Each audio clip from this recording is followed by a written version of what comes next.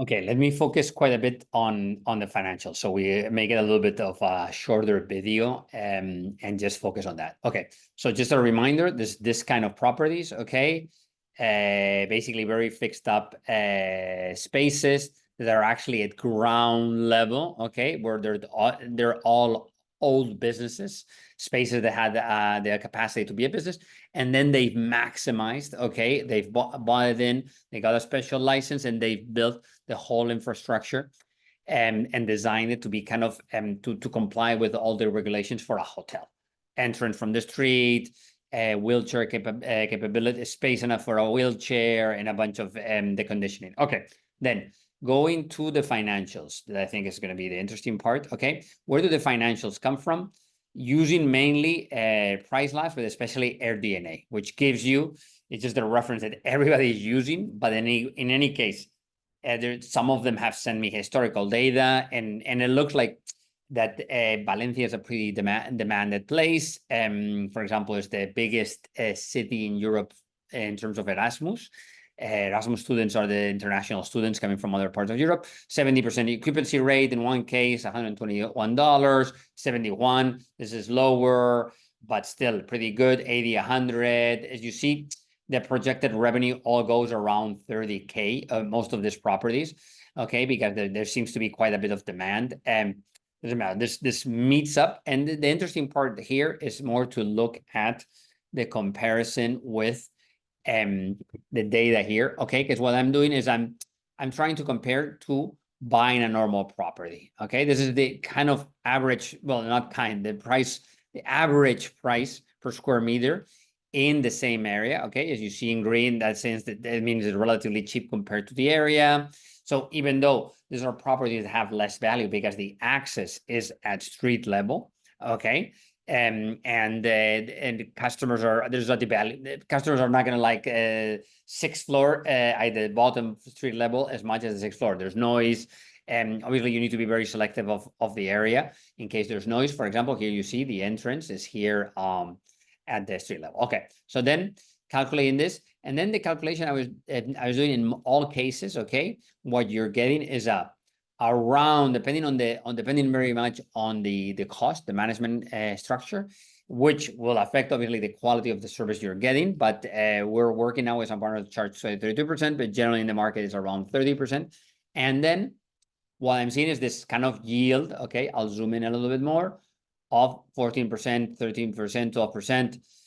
What is the key thing? That you always get this kind of yield.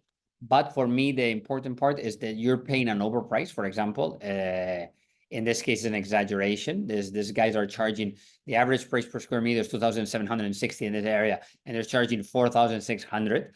For me, the key thing is that then you need to catch up, saying, okay, I'm going to get extra yield. I'm going to have every year I'm going to have additional money. Okay, I'm going to be making 25,000 instead of 7,000. Okay, for this equivalent property, and with that extra money, how long that the overprice that I paid in terms of to buy it is going to take me to, with the difference in yield, compensate or get my payback. And it's this, for example, is too much, but I see some properties that is basically 2 years, less than 2 years, 2 years.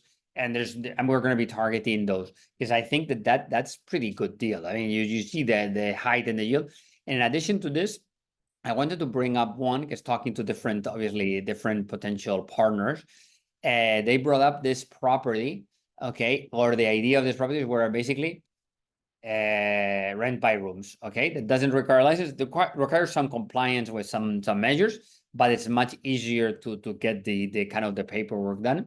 And these guys are managing this, and they're charging around 15%. Here I discounted more. I discounted 20% because I did it very manually, and supposedly a really high occupation rate. They told me that it's really 95% because it's students, because of the important. I was just going back to the notion that I said, this area is full of universities and has access to the sea.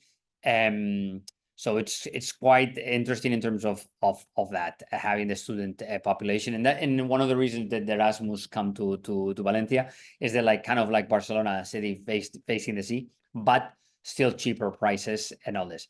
Here, what I'm seeing is that no, this doesn't make sense. Well, doesn't matter. The overprice is actually not very large. Okay, so we're really going to look into this property because they're charging 3,107 versus the average per square meter of 2,400.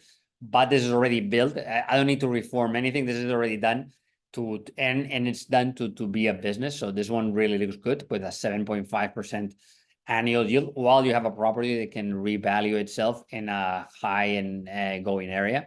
Okay, I don't know why this pops up 7. It doesn't make sense. It doesn't make sense. Okay, it doesn't matter. The overprice, so it should be just discounting the overprice. And let me just do this. Oh, that's right. It will be done in less than a year.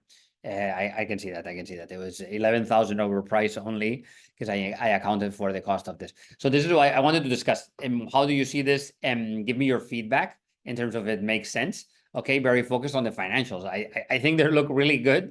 Obviously, you will get less increase in value of the property, and there's potential for all this region to grow 5% at least. So if you count that with a 5% and all this, it's still you're making more money. What I like is the cash up front, and then you can, if you have several properties like this, you can have enough money to reinvest it every year or every 2 years, reinvest by a new one, and keep on investing into real estate because this is very cash friendly kind of business.